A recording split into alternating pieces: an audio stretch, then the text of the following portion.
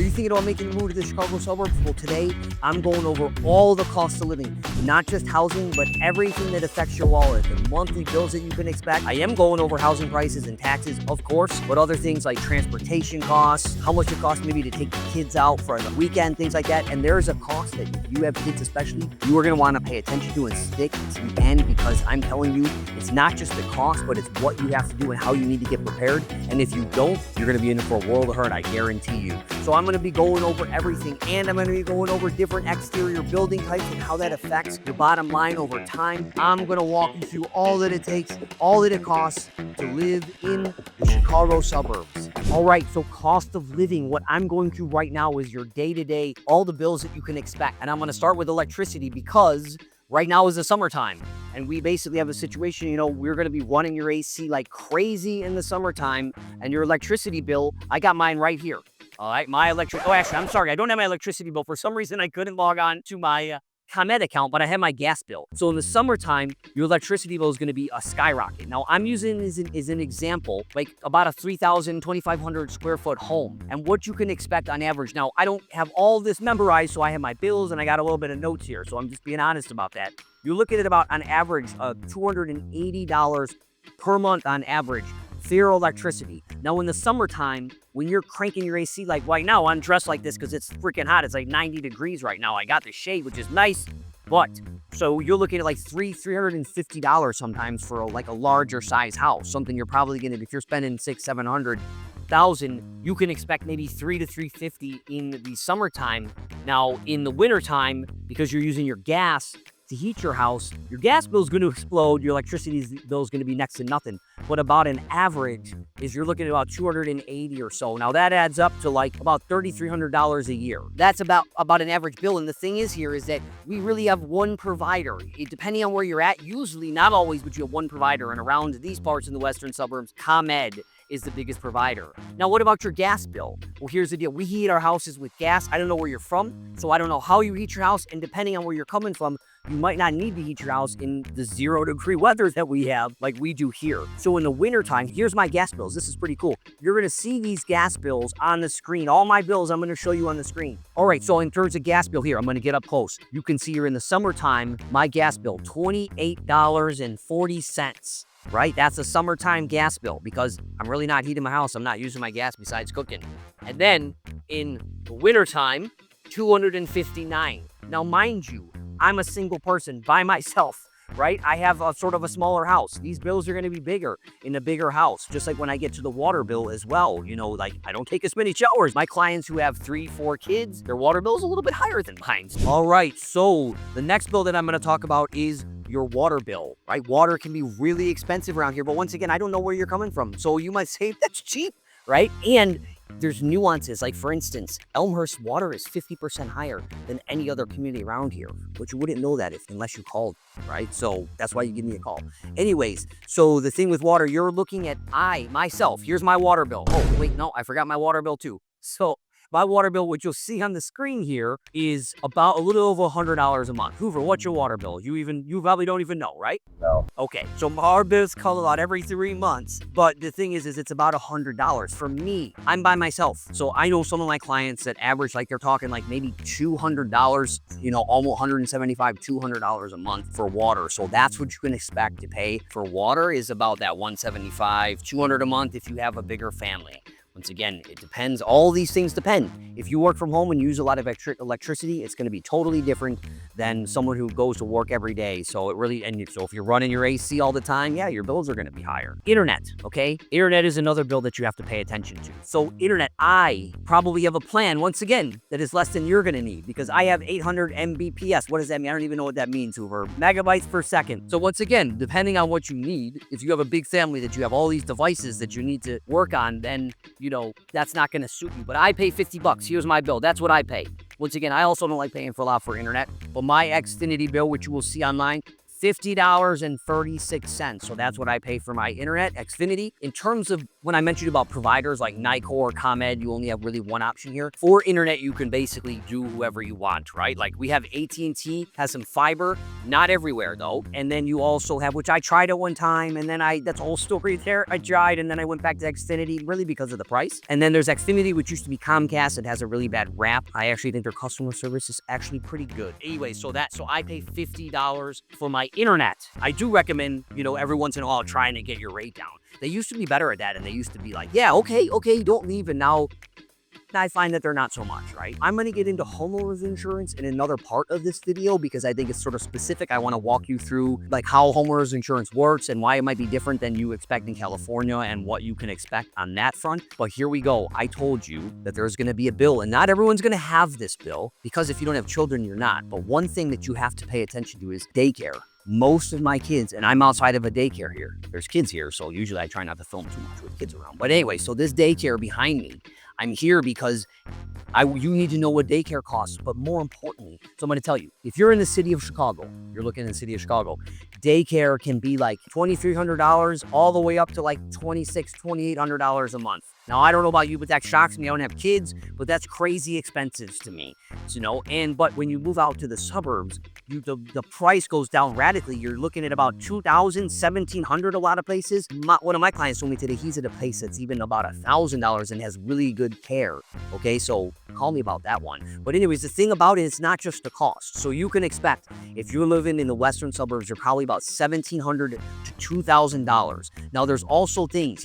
You can join Facebook groups. Some of these communities, like especially Oak Park, people will pair up and they will actually get nannies together. And that's another way that you can cost save. But here's the deal. It's not just about the cost, people, because it is competitive. If you think housing is competitive around here, I know clients who've been on waiting lists for years to get into daycare. If you think you're just going to buy a house and then waltz into this daycare right here, good luck. This probably has a year's waiting list. And a lot of them charge you a fee, non-refundable fee to sign up. So my clients are paying like $200. One of my clients was 6 different daycares they were signed up for. And for years, right? They were for years on that list. So think about it, if each one costs you $100 or $200, that's like $600 or $1,200 just in non-refundable daycare deposits. So if you are thinking about moving here, maybe 6 months from now, a year from now, and you've isolated your communities, which is why you want to call me so we can do that early, so that I can get to know what's important to you and everything and whatnot. And so what you want to do is you want to get on that list immediately, right? You want to get on that list. You want to get on the list. You want to make sure that you tell them that you got a client that's going to be moving there. All right. So that's something that's really important, is to start daycare early. And you can reach out to them about that. I know some, depending on what area you're at, but so daycare is a cost, like I said, about $1,700, $1,800 in the western suburbs, all the suburbs of Chicago. So that is what you can expect from your daily, day-to-day bills in the Chicago area. All right, so it's not just about your electricity bill on a monthly basis. And one of the reasons that you want to give me a ring is because I'm going to be straight with you about the overall costs of maintaining a house. Because we have about 3 different, if you're looking in the really near west suburbs or close in those historic areas, we have 3 sort of predominant types of homes, and they each come with their own costs, their own maintenance, their own charm. But you want to know, and I want to tell you what that's actually going to cost you, especially over time. Because if you're moving here with the intention of raising a family, staying here for a long time, or whatever you're doing, if you're staying here for a couple cycles of a house that needs to be repaired and renovated or maintained, well, what does that take? So here I'm at what I consider to be number 1, the worst, and I say worst like this, but the most expensive and most difficult type of home to maintain, and that's a straight frame home. This is just a wood house. These are older style homes, a lot of Victorians. They're the beautiful style homes that you see, intricate details, and you know what? That makes them harder, not only interior, but exterior to paint and maintain. So I want to go through, I have a little chart here that you're going to see in the video here about the cost of these 3 homes, okay? And so as we're starting with wood, some of this stuff that you're going to have to do, and you're going to see this here, and I'm going to go over some of these costs. This is going to be in the video. So what you're going to want to do, there is going to be a bunch of wood rot. First and foremost, look here. So you see this wood, it gets rotted. So we have that. We have a lot of winters. We have a lot of freezing and snow. We have frost. We have all of these things that it's really hard on these homes. So you see everywhere you just have the wood starts, like over here, it just starts freezing and thawing. It comes open down here. Another thing keeping in mind, if you see this, I just love these details, but this is starting to crack right here. You got to someone's already put in here some caulking and whatnot, that kind of a thing. So you have to really maintain these, and it's expensive to do. And the cycle is quicker than most of the other types of homes that we're going to talk about here, okay? And stay tuned to the last one, which is absolutely my favorite, because there's a couple things that you're going to avoid that I like to avoid. So stay with that, because some of these other homes, little critters get in there a little bit. But anyway, so going back to this, not only do you have this stuff, but when you actually have to paint this, it's massive, okay, for one. But even if it wasn't massive, you just have a lot. Look at, you got to paint all four of these sides, you know, there's a lot of detail and a lot of like work, and it's not as easy as just spackling on a stucco home, right? Or a coat of paint on, or putting up a vinyl or something like that over some old siding. So it's very different. So here's the deal. On a yearly basis, you're gonna have to be looking at spending a few $1,000s, probably, if you do it on a yearly basis, right? And actually maintain it. Now, most people wait, and that's fine, but if you're looking to paint this place, I bet you, to repaint this entire place would cost $30,000. Hoover, what do you think? You think that's too rich? Sounds about right. Yeah. Maybe 25, 30, once again, depending, you know, you get the cheapest person, this is probably not going to look very good at the end of the day. So that's one of those things. But seriously, this is probably going to cost you, even at a low, is $20,000. But I really think it's going to be closer to that $30,000 mark. And you're talking about maybe every 5 to 7 years, they say. Once again, I think it's closer to the 10 to 14 years that most people paint it around here. But, you know, your home starts looking sort of crappy, and, you know, you want to make a change, and it's not, see, that's the thing, it's not just looking bad. So, you know, the wood rot is like actual integrity, where, you know, your home is going to start falling apart and losing value. So that is a cost that I don't think a lot of people build into their future plans, is, you know, you're going to have to maintain the exterior of these structures, especially in this harsh winter. So friend, the first one that we're doing, stick with me for the other two that are most common if you're looking in those historic districts, and I'm going to talk to you a little bit more about those. So another thing with these old homes, whether they be frame, stucco, or my favorite one last that I told you to stick around for, a lot of these don't have insulation. These are homes that were built over 100 years old, and a lot of them weren't built with insulation, so that adds to your heating and cooling costs and everything else. So that's something that you want to pay attention to. And if you're not from around here, lead and asbestos, you want to give me a call, because those are things that we have in most of these houses. We have to deal with those, whether it be lead piping, lead paint, asbestos wrapped around things. So that is something that is very common. If you want to know how we address that, reach out and give me a ring. I'm not going to be talking about it specifically in this video, because it's not a maintenance issue, but it is something that you need to be aware about in these old homes that are like over 100 years old. So that's something that if you want to know about, let me know, okay? All right, so we're on to our middle material here, right? When I'm going in order, I showed you first a frame house. Now I'm showing you stucco houses. Now look, we have 3 in a row here. And stucco houses can be beautiful. They can look extremely beautiful. And some people are used to them and some people are not. They're very popular in the Southwest. Yes, and see, stucco in the Southwest is a lot different than here. So when you move here, you need to be prepared. What I'm trying to do in these videos is prepare you for moving here and what you need to be aware of. Because stucco here does not it likes the Southwest. It likes that dry climate. Here, it does not like our freezing and thawing. So I'm going to walk you through the cost of owning a stucco home right now. So follow me here. I'm going to show you, because as I was talking about, it's not just your yearly maintenance, but I want you to think about your lifetime maintenance. If you were going to raise a family, you're going to live here for a very long time, you're going to have some reoccurring costs that you're going to have depending on what different exterior building type. And so this is stucco. It is like a solid cement. But here's some things about it that you're going to need to know, and I want to go over the cost. I have some in my back pocket here, but if we stop right here, it's a little bright, but this crack here, you're going to see in almost every home, because this is an exterior porch. This is actually not, the foundation ends right here. So this is sinking always, perpetually, because this footing is not the same as this footing. And then, of course, people start using this for interior space and adding more weight, and over time, so this is something very common to see, not to be concerned about, but it is something that, you know, I want people to be aware of. So you have things like this as we walk through the house. You know, you start having parts of it that come off here, and you see there's wood underneath there. So you see there that has to be maintained. And so one of the things you have to do is you have to look, you know, annually and patch, and you can't just like spackle it or put any sort of patching on it. Whoop! It needs to be a specialty, right? Stucco is a specialty product. And so what happens is that as fewer and fewer homes are being built with stucco, it's a specialty, meaning that you have to get specialists to come out, which drives up the costs. So what are we looking at here? Come over here. I want to show you a little bit. It's really hot right now. It's a summer in Chicago. So you start having things like this. This is the maintenance that you have to, these cracks here. I don't know how well you can see it, but I'll have some in the B-roll. So there's cracks here that you have to have looked at, and those need to be taken care of because this is where the freezing and thawing, right? So you need to maintain those cracks. And that's something that you need to look at on an annual basis. And this is probably going to cost you, if you do it annually, which a lot of people don't. I'm going to be straight up honest. Most of my clients don't. They let it go for a while and they do it all at once or whatever.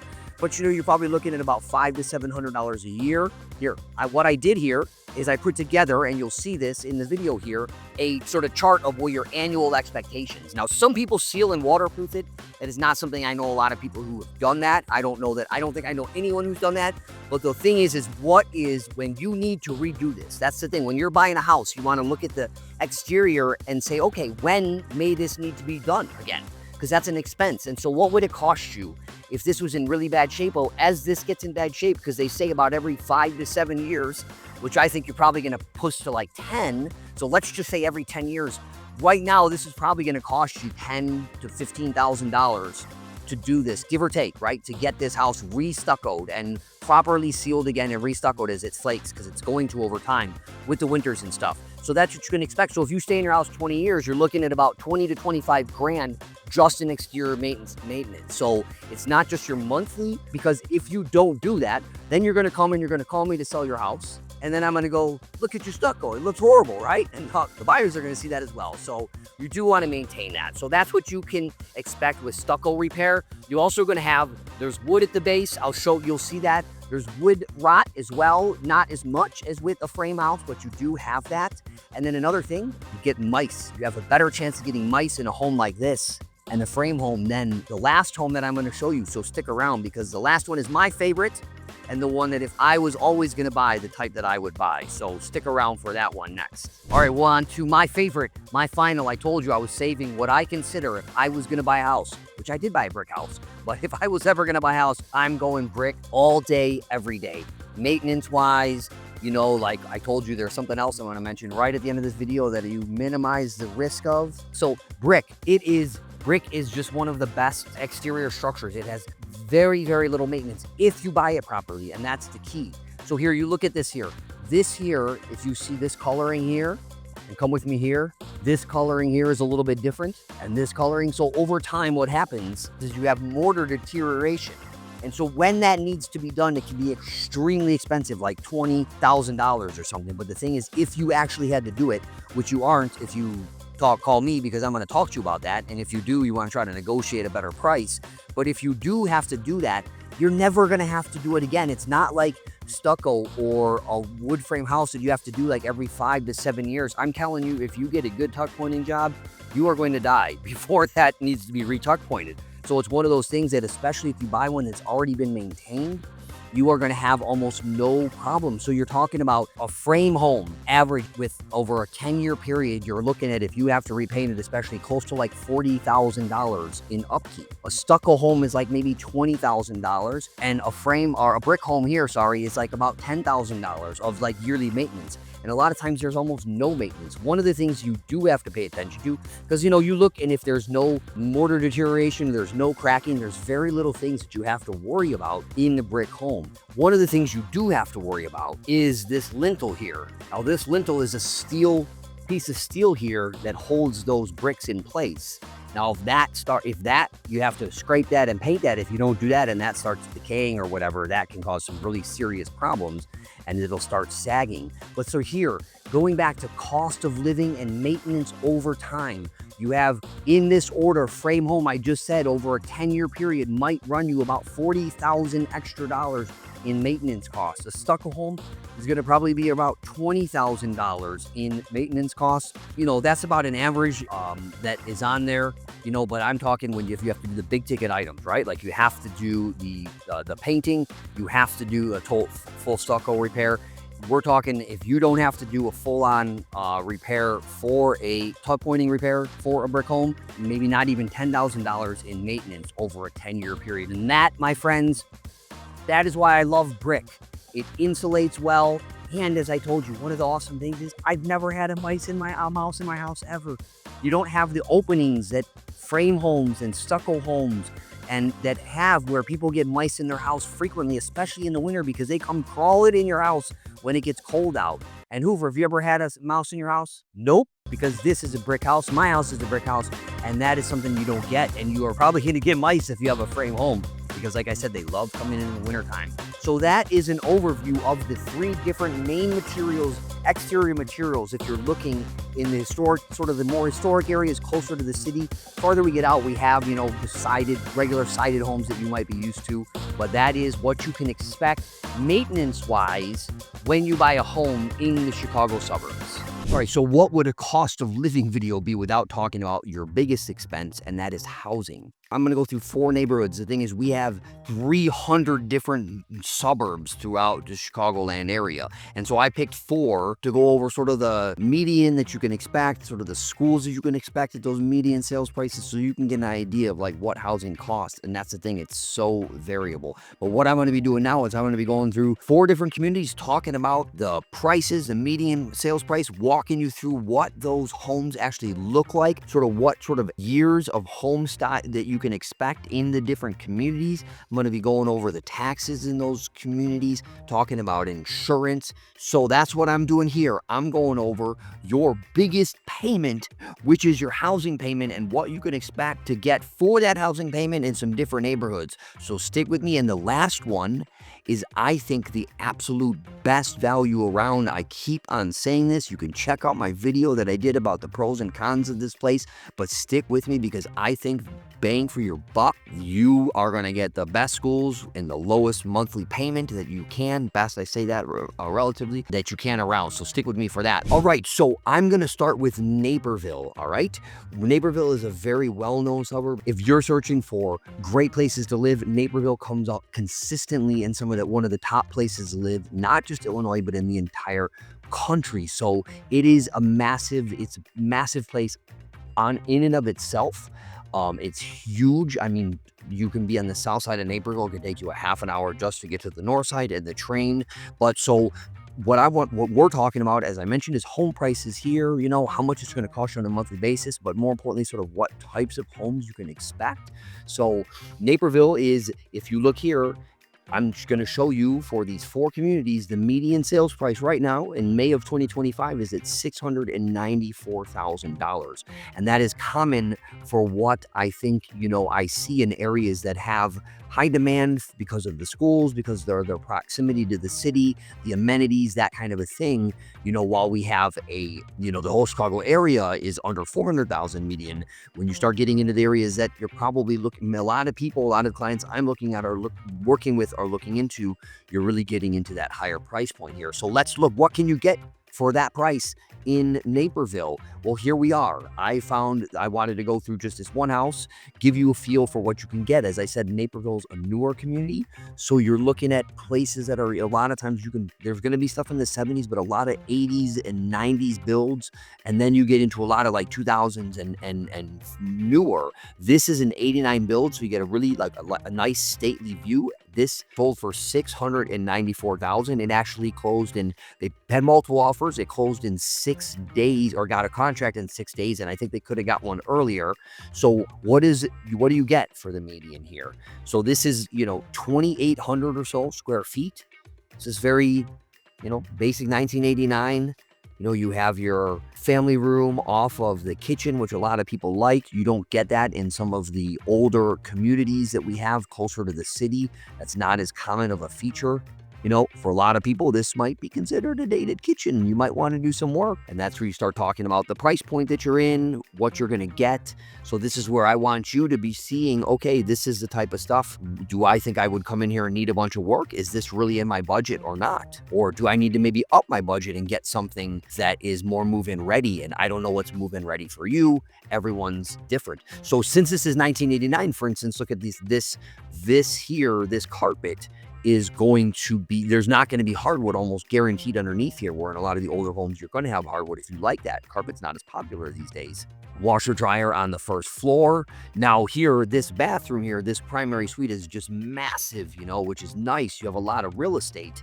Whether you like how it looks right now, that's a whole other story.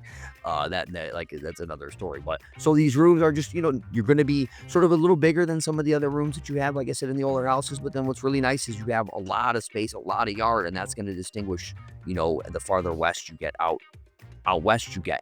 And then you have this totally unfinished basement that, you could end up finishing someday.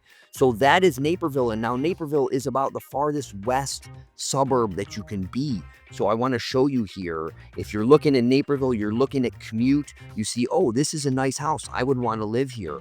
Well, if you want to commute to downtown and take the train, you're looking here at this property, and now look where you are. The closest train that you have is up here. So that's a pretty far. You have to drive there, then you have to park, or you have to drive downtown. So this is just an idea of also where you're talking about location-wise in Naperville. So that is a median-priced home in Naperville. Now, some other things I want to talk about, the taxes on this property. So the average tax bill in Naperville for the properties that sold in the last 12 months was $12,000. And that's one thing that people like, is the taxes are lower compared to some of the other Cook County suburbs and some of the closer suburbs to the city here. So Naperville, you have the average is about $12,000. This property here is $10,000 in property taxes. And another thing, if you are moving here, we've had such an inventory crisis and a lack of inventory. But in Naperville, there was over 1,000 single-family homes sold compared to the other places that I'm going to be talking about here. And so just the fact that there's more inventory. But so that's an idea of what you're going to get in the median price in Naperville. And now I'm going to move on to a community that is basically sort of the polar opposite of Naperville, where Naperville is about as far west, 40 miles, as you can get from the city of Chicago. Now I'm going to move over to Oak Park, and we're going to talk about some properties there, taxes, what you can get for around the median price in that area. And sorry, I also forgot to mention here, in this market, this went on the market in May of 2025, the seller got $14,000 more than they were asking. They were on at $685 and they got $694. So they got over asking price. And I don't know where you're coming from. I know a lot of areas that slowed down, and this is of, July of 2025-ish, but around here, we're still seeing that, and you're going to see that in some of the other ones coming out. So, all right, we're going to move on to Oak Park here. So, what about Oak Park? All right, so this is Oak Park, and I mentioned Oak Park, $630,000 right now is the median. Now, one thing about Oak Park is that the taxes are a lot higher, and I'm going to talk about taxes in this part of the video because it's germane to the Oak Park having high taxes, but that's a big reason why people choose certain communities, and it has a huge effect on your monthly payments because this is what we're talking about. So this one here at 630 North Lombard sold for $620,000. So what does that get you in a place like Oak Park? Well, let's walk through here. Look at these pictures through here. So this home was built in 1908. Okay. That is very common. This is a little bit older. This is a stucco exterior, and it looks pretty massive, but it actually is sort of small. I showed this, almost wrote an offer on this house. You have this nice porch, which is cool. Now, this is one of these things that you can't replicate, and this is why certain areas, have this allure to them for some people moving here, is this type of stuff. This character here, this stained glass windows, leaded glass windows, the built-ins, like this stuff is just, it's hard to replicate. They're never going to make this stuff again. But some of these spaces get to be challenging here. Like this living room is really hard, to actually, you see this, you have this pass through here. It's actually really hard to sort of design and lay out. So, kitchen was, once again, a lot of these places that are selling now in these price points, a lot of people are moving in and saying, I think I'm going to need to redo the kitchen. But old, it's an old little powder room here.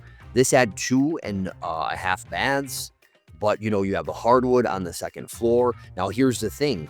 This is, now that they did do a finished basement here, I always worry about water, especially the closer you get to Chicago. And I know Oak Park, that's another reason why you want to give me a call, because I know areas that have water. I know areas of Oak Park that have water specifically, and other areas in the communities. Elmhurst has certain areas that flood and stuff like that, but you want to give me a ring so that we can discuss, what areas might work best for you. But this did have a really nice lot. But so this one here, so that gives you an idea. Now the taxes in Oak Park, going back to the taxes in Oak Park are averaged about $15,000 for the properties that sold in the last 12 months. And I know like this was around 14,000. And I know a lot of people who are in the 20,000 easily range. And chances are, another reason I want you to know what the tax implications are, because you're probably buying a property that's assessed way lower than you're paying, and you need to be aware of that, okay, when you're buying it. But so this property was listed at $550 and they got $620, so they got $70,000 over asking for this place.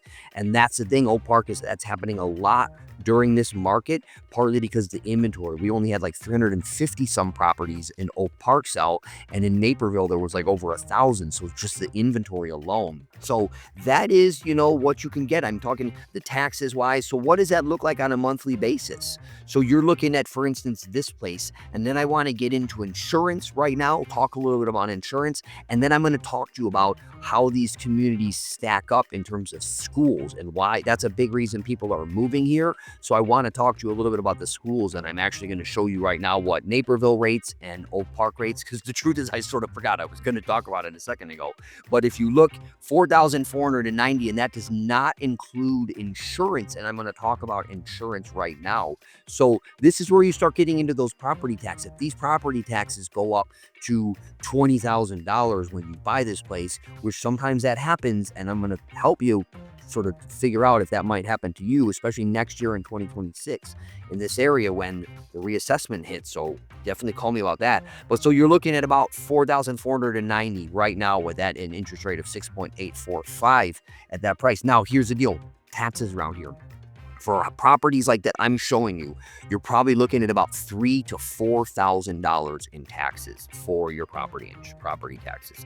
So once again, I have no idea if that is high or if that is low for you, but I'm gonna put in here on that high side, and now you're looking at about $4,800 a month for this property. So, what happens is obviously is the only difference is when you're buying a $700,000 house is going to be the taxes. And that's where you really need to know the taxes, because, in a place like I'm going to talk to you about, I mentioned to you, there's a place that I think has the best value around. The actual tax rate there is just the same as Oak Park, but the values are much lower. So you have to pay attention to, your potential taxes and stuff and what might happen. So I want to show you, going back to what I mentioned about the schools here. So I showed you Naperville. And so our housing, like I think most likely around the country, is driven by high schools and scores, right? And the quality of the schools and stuff like that. And so I'm just going to show you the ratings, because that's all I think there's other ways to do this. If you're a parent, there's deeper stuff that you can go to, like the Illinois school report card, but also talk to the administrators, things like that. But Naperville Central is an 8 out of 10. So you ask yourself, okay, if I pay that much money, what kind of school am I going to get? Okay, so you're going to get an 8 out of 10 high school. That's from great schools. Oak Park, which I'm just showing you right now, their high school is a 9 out of 10. Okay. So here's the thing. I'm showing you two places that are expensive, 600,000 plus. You might be coming here going, wow, I want to get I don't know that I can afford that. I want to have a lower monthly payment. Is there other places that I can look? And here's the thing. We have over 300 different suburbs. And that's why it's so important to give me a call so I can learn what you're looking for. And I want to give you an example of that right now, because I would love to always want my clients to get the best value they can and get the best money. And before I go into the place that I said I think still has the best value, I want to show you another option, because look at what you're going to do. If you're coming here, right, you're just going to look at Google Maps, and it's like, where do I even start, right? Like, where do I start? And so, you're going to look and you're going to say, okay, where do I look around here? I sort of want to be close to the city here, so you should start popping things off. So here, Lombard, look at Lombard here, right? Okay, well, what about this one? So what do? All right, so I want to show you what Lombard is, average price, things like that, the median sales price. So in Lombard, you're talking 400,000, okay? So it's like, oh wow, let me look. What can I get for 400,000 there? Now here's the thing: when you do that, when you look at their high school is rated 5 out of 10. So the question is, do you look there? And that's a balancing act, because I mean, these are just scores. It's, you know what I mean? I'm not steering you and saying one school is better than another, but a lot of people, all they have to go off of and they go, oh, wait, there's a score here. So I'm going to look at the score and I'm going to compare the two because that's what scores are meant to do. So that's the thing with Lombard. So you know what I mean? Like it is definitely, you're closer to the city than you would be Naperville. All right. So the question is then, what can you get for 400? And is that worth it? And where do you start looking? And that's why you want to reach out. You want to give me a call and I can help, narrow down where I think, hey, these communities might work. And once again, going on to the next one, I think is one of the best values around. I keep saying that. So this is what you can get, 400,000, which is the median. 3 bedrooms, 2 baths. This is only 1,000 square feet though. That's the thing. And this is, this area of Lombard, this sort of middle, this is, a lot of 1940s, 50s, 60s types homes. And this is just, it's tight space. This is, this has been updated. It's not, original by any means. You have hard surfaces, but, you have these weird ceilings, not uncommon in these sort of like bungalow styles that we have. So, this is more move-in ready than some of the ones we've seen in that even $700,000 price point. But, it's only 1,000 square feet. And then you have the high school. So that is Lombard, okay, for you. There's not a lot of backyard. That's another thing. Now, there are a lot of parts of Lombard that have big backyards, but so you start balancing, okay, is Lombard the community I want to be in? I would do a little bit more research into the high school. And if you think, hey, I would maybe like a little bit more house for my money. All right. And now I want to go on to the last one. And what I think, as I've always said, is the best value around. Now, sorry, before going back to Lombard, you're looking at an average tax bill here in the more like $7,000 range. So that's another thing where you start looking at this long term of, okay, in Oak Park, I'm going to be 15, possibly even 20. And Naperville, 10 to 12, 14-ish, depending on the house. Now here in Lombard, your average is like 7. So that is something you have to calculate and figure out.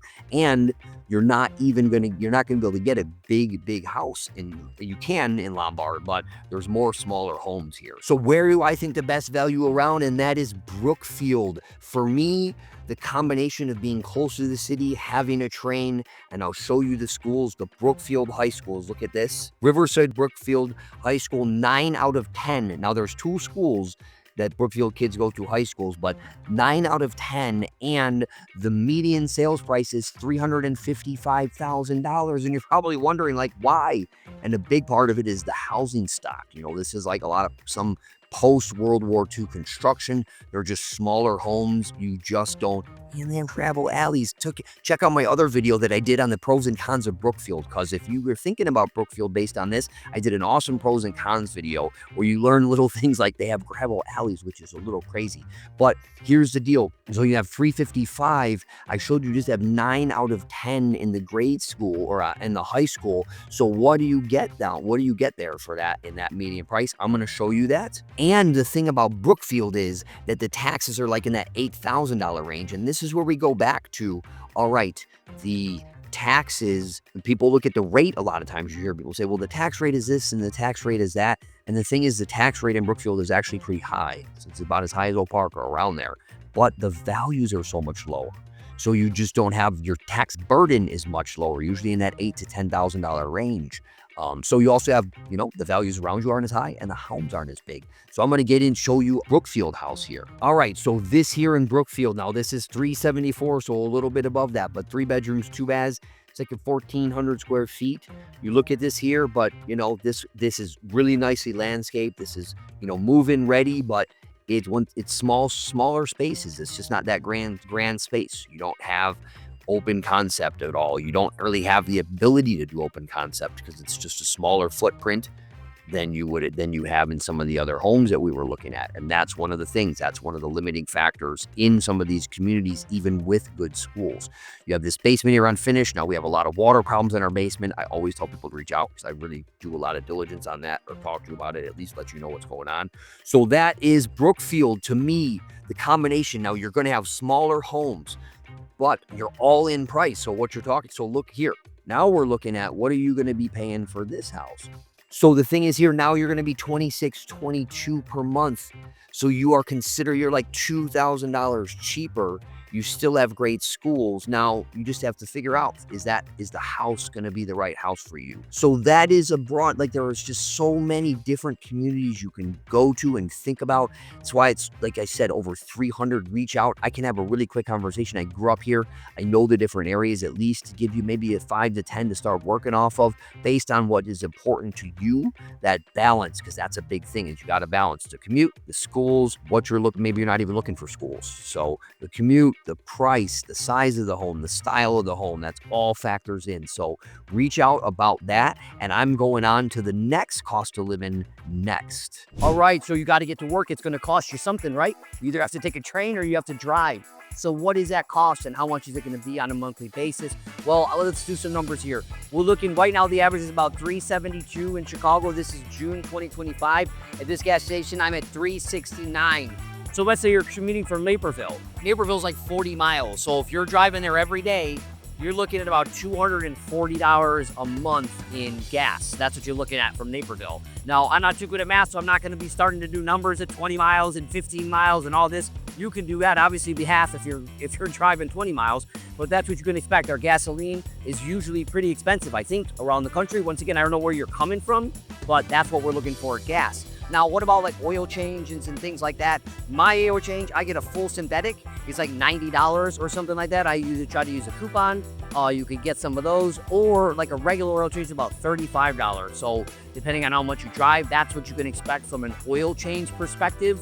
But that's what you're looking at for if you're driving. Now, next, I'm going to take you to your other option of how you can get to work and tell you a little bit about the costs of doing that. So for those people who don't want to drive, we have a great metro system. I'm outside of the metro line here in Oak Park, and it is a vast system. Now, what's it going to cost you? Well, it's going to cost you about from the minimum $75 a month. That's what it would cost you here for a monthly pass. And I'm talking monthly because if you're watching this, you're probably moving here and you're going to get in a job and you're going to be commuting to work. So the monthlies, it goes from 75 to like 135 and 110. So there's like 3 different tiers. So that's what the maximum will be, 135. And why would you take the train? Well, because we have the second worst traffic in the country, and I think the third in the world. So you're looking at like 45 minutes to an hour commute, sort of almost wherever you are, especially the farther you get out. So the metro, if you look at the map, you can be in Milwaukee and you can get down to Chicago and work there on a daily basis. I mean, they have an extensive metro train. Now, they don't come as often as the CTA trains, but that's about how much you're going to pay. So cost of living wise, you can either drive to work. If you work remotely, you can sit on your couch or wherever you like to sit. But if you are working here, you're either going to probably take a metro or you are going to drive, and those are the costs associated with them. All right, so one thing you want to know is like the cost of going out and doing things in these communities. And one thing that's awesome about the Chicago suburbs, I'm outside of an aquatic center here in Forest Park, and there's a bunch of these all around. And so I want to give you an idea what it costs to get into a place like this. It's $15 for non-resident, non-pass holders every day.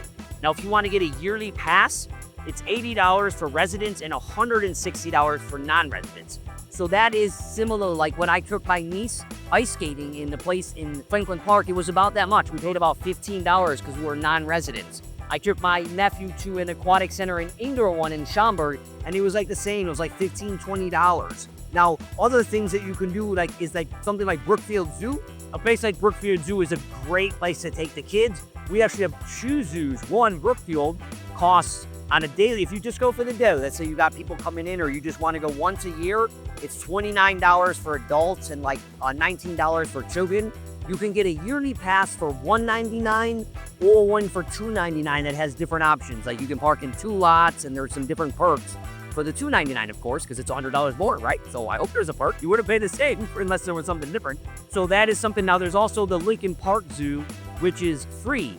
And one of the awesome things about this area is that there is so much free stuff to do all the time. Now, this is during the day, but for instance, Sunday night, I'm going to his park, park where they're gonna have salsa dancing. We have movies in the park. Almost every community has these parks where we have events throughout the year, a lot of them on a weekly basis, and so many of them have free music. So I want you to give you an idea, like when you're looking at, now if you go into like the Shed Aquarium downtown, things like that, you start getting up over $30 a person, like $35. Well, that's sort of an idea of, first off, one of the cool things, like I said, we have tons of free things. Farmers markets, like there's lots of farmers markets around here. You know, we have community pools, but that's about how much they cost. So you can factor that into your budget.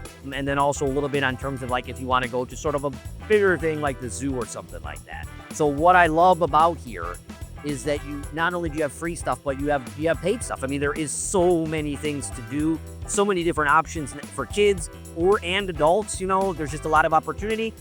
Chicago's an expensive place, but you know what? It's an amazing place because so many other areas, like I love Chattanooga. One of my friends lives down in Chattanooga, but you know, like at some point you do Chattanooga and you do it in a day or two and there's not much more. They have a really cool aquarium there, like a really cool aquarium, but you know, like here you have so many different museums. Like you could go to different aquatic centers all over the place, a different farmer's market every weekend. They have these little different festivals and stuff like that everywhere. So that is a little bit of the cost of living as it relates to like the community and what you're gonna do and pay for on the weekends and things like that. All right, so I talked to you, I went through some specific houses and everything like that, but I wanna talk to you a little bit more about the dynamics of the market, because I know a lot of people where you're moving from, they're like, oh, am I moving into an area with a lot of new construction? Can I find those types of places with new construction?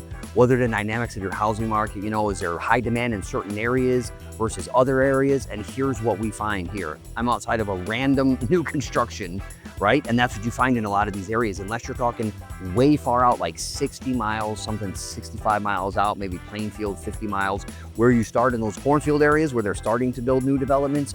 You have communities like Elmhurst that do have a lot of teardowns, but they're few and far between, and they're not these communities. So what is driving our prices and our demand? It is not these areas that is new construction and new development. It is the fact that people want to be close to the city.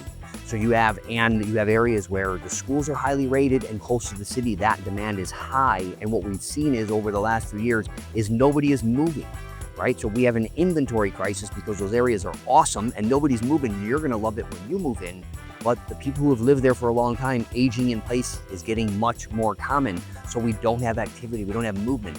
So these areas here where, you know, this new construction, if it's priced properly, will go quickly, but there's some tax implications with that. So you want to reach out because there's some serious tax implications buying new construction versus not, especially in communities where it's not like where it's just one-off new construction. So don't forget to reach out to me about that. Give me a call about that. But the thing is, we don't have these big subdivision communities. You just have one-offs, and our demand is basically very specifically school-based and location in terms of its proximity to the city or proximity to the airport and things like that, but more proximity for work and stuff like that. So that's the dynamics of our housing market. You're gonna come here and it's gonna be a very old housing stock and a few new constructions here and there, unless you want to live very far out. How about we talk about some free stuff? I've been going over all the things that are going to cost you. Well, you know, that adds up. You want to take the kids to the zoo this weekend, maybe the aquarium next weekend, and that stuff really starts adding up. You know, 30 bucks a pop for adults, you know, 15, 20 bucks for kids. But we have tons of outdoor recreation. I'm here because one of my passions is canoeing and kayaking. And so I'm here to show you what some of the things you can do, like the kayaking and canoeing that you can do around here, the bicycle trails that we have. I'm on the Salt Creek Trail here, and what I do, what is awesome, I'm gonna flip this camera over here. I take my bike and I go in those woods over there and I tie it up to a tree, or I chain it up to a tree. I go up to the top here, I go over to Bemis Woods here. It's a 5 miles, right, to do that. And I go up, kayak down here, hide my kayak in the woods, and I grab my bike and I go up this trail. There's an amazing bike trail that you can go right back up to your car, right along the river. Extraordinary. Then you can take that bike trail. So I do that, and sometimes I Uber it, right? You can actually just think about it. You can Uber it. I come down here, put my kayak in the woods. Usually no one's gonna steal it. No one's just gonna randomly find your kayak in the woods. My point is, there is a lot of free stuff to do in almost every part of the Chicago suburbs. I'm right on the Salt Creek Trail, which this is the Salt Creek, which I canoe. You can canoe on the Des Plaines River. Skokie Lagoons up north is a great place. So we have the Salt Creek Bike Trail, which you can get over onto the Illinois Prairie Path, which is an absolute gem in this area. You can go 50, 60 miles. You can take the train back, go to some breweries. It's a really fun day. So there are a lot of outdoor activities to do. You can go to the dunes in Northwest Indiana. And so I'm here showing you some of the stuff you can do. Like I said, I come down here and I get a 5-mile ride in about 2 hours. Like I said, put my bike back down. I've been Ubering in a lot lately. It's really easy to do. So whether you're down south, Palos has really nice, actually decent mountain biking trails that you really need to wear a helmet. You're gonna mess yourself up if you do the wrong thing. So there's a lot of free recreational activities that are out there right now. And so while we're talking about free, I'm gonna end this thing. Stick with me about something that's not just free, but if you move to Chicago, you might actually save money. That's right. You might actually save money and a bunch of time by moving to Chicago. And that's what I'm gonna end with. So stick with me till the end, because while I'm talking about free, everybody, right, likes if you're gonna make money or save money. So stick with me for that one. Remember I said that there is something that you can actually save money on by living around here? Well, I'm at O'Hare, and listen to this crazy story.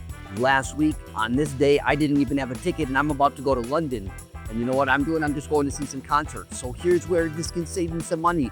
I had plenty of options to go in and go to London here. If you live here, one, I just got here in 30 minutes. I worked this morning. My uncle dropped me off. I'm going to take a non-stop flight right to London and wake up there tomorrow morning. If you live in other parts of the country, you have to hub it here, and then you leave from here. So it makes everything so much more simple to do. It's just simpler to do. First off, then the prices are usually cheaper. Like I said, you have way more options. And if you're doing traveling a ton for work, it makes it you can get here in most places 25, Elmhurst 20 minutes, Old Park maybe 30 minutes. So it's so easy to get here. And like I said, you have direct flights, so it's going to save you money. It's going to save you time to spend with your family. So O'Hare, having O'Hare and Midway. So Midway, you have 2 international airports. 2 international airports. So I'm on my way to London to see 2 concerts that I wasn't invited to see it on last weekend. And you can do that when you live here. And that's an awesome thing. And that's why you might actually save your money. It's not all gloom and doom. Now, if you like this video, I have some videos about pros and cons of Brookfield and a really cool in Oak Park, pros and cons of Oak Park. So check those out and subscribe to my channel if you like these videos so you can check these out every week.